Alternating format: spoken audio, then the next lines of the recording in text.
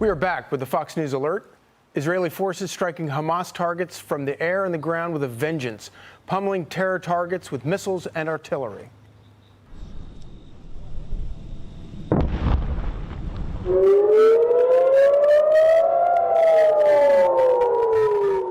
And a new warning tonight from the IDF for Gaza citizens to get out now. We are calling the North residents, the Gaza residents and those in the north to temporarily move south. It's for their own personal safety today. We are stressing this is an urgent call to you. Also tonight, utter chaos as thousands raid United Nations aid warehouses in central and southern Gaza to take basic goods. Lucas Tomlinson is live in Tel Aviv with what's happening on the ground right now. Lucas? Well, Charlie, Israeli forces say since the October 7th massacre, they've killed over 55 senior Hamas leaders. This is Israeli forces continue their push into the Gaza Strip. So far, about 2 miles deep. They've been inside Gaza now for over 48 hours, and there's no sign of them leaving. In fact, Israel's prime minister and defense minister say they're both going to be staying there for a while. And today, for the first time since 2005, the Israeli flag was raised. Now, while there's been a lot of focus of what's going on in Gaza with the Palestinians moving from north to south, as you just mentioned, Charlie, today we had the opportunity to speak to some of the displaced Israeli families. 250,000 Israelis have been displaced since this war started, both in the northern part of the country on the border with Lebanon, of course, down south next to Gaza, Charlie. Lucas, this is Jason Chaffetz. Thanks for the great reporting that you're doing. Going back to those hostages, I want you to listen to this sound that we have from Michael Herzog, the ambassador for Israel to the United States, and get your reaction to it. We gave a chance to talks through the Qataris and others to see if we can get out hostages. Ultimately, it was obvious to everybody involved that Hamas was just playing for time. They were not serious about this. So we are applying pressure now inside Gaza, but I still hope that our pressure will encourage them to release hostages as we move and press them on and on. I mean, hostages are such a prime, they're so key to getting these people back. But why does that number also keep fluctuating? It went up again today. Which just shows how large the massacre was. You know, over 1,400 Israelis killed. You have a number of dual citizens also, Jason. So about half the hostages are actually dual citizens. We know from the White House that up to 10 Americans could be among them. In fact, about 50 of the hostages are from Thailand. There's some of the farm workers from the kibbutz that were assaulted and taken captive. So that's been a big issue with the hostages. They're not all Israeli, or at least they're not all. Many are dual citizens. So it's very confusing. You know, you have French as well. But as you saw from that video you just ran, that was Sayed 13. Those are Israeli Navy SEALs. That's not stopping Israeli forces from moving into Gaza. In fact, just recently I spoke to a big tech mogul here who recently was a former infantry officer in the Golani Brigade.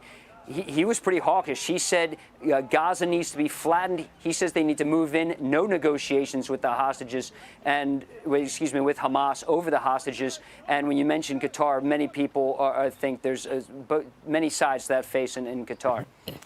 Lucas, Lisa Booth here. I interviewed former Army Ranger Sean Parnell, who was really concerned about the delaying of this ground invasion, how long it was taking, talking about how what he's learned through his military career, it could increase Israeli casualties anywhere from 33 to 66%, giving Hamas time to lay IEDs and to prepare for this.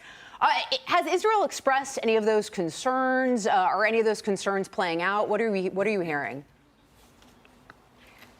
Well, to be fair, Lisa, Hamas has also had, years to prepare for this operation. And so the idea of going in too quickly, I mean, you saw what happened during the massacre when commandos, Israeli soldiers, in some cases, if there was no room on the helicopter, jumped in their own personal vehicles and ran down south. They were met in an ambush, hail of gunfire, RPGs, and they're trained, as you mentioned earlier with Sean, to go in quickly. The problem is that's also very dangerous as well. So while Hamas has had time to prepare for this, what Israel's doing is a little bit different. They're laying siege. They're going in slowly. They've taken a few miles. They raised the Israeli flag for the first time since 2005. They're saying, we're here. We're not going anywhere.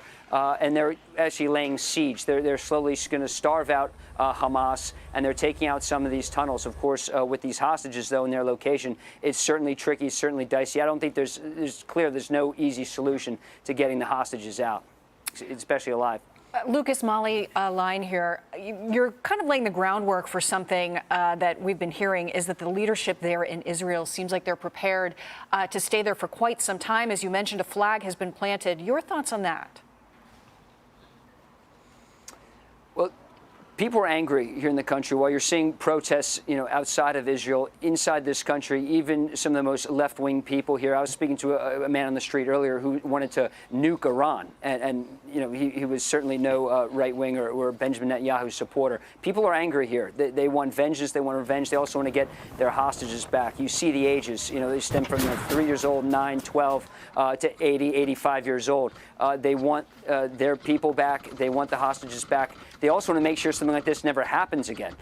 So with the strikes, many people just want to see Gaza leveled. They want people to push down south and really just to take over the whole northern end of the Gaza Strip, level the place, wipe out Hamas, and try to free the hostages. A tall order for sure. We've also spoken to people on the street who say, how do you destroy an idea? And that's, as we've found out in the war on terrorism for 20 years, it's very hard to stamp out terrorism, much like, crime in the United States. You can weaken it, you can hopefully lower it, but are you ever going to get rid of crime? Just like it's very difficult to get rid of terrorism. Hey, Lucas, Charlie here again. I was particularly struck by your reporting about planting the flag 2 miles in. Does that mean at the point at which Israel, the IDF, has planted the flag, that behind that is a safe zone now, or is Israel, is there no such thing like that in Gaza right now? Are they having to continually fight a rearguard action as they progress further into Gaza?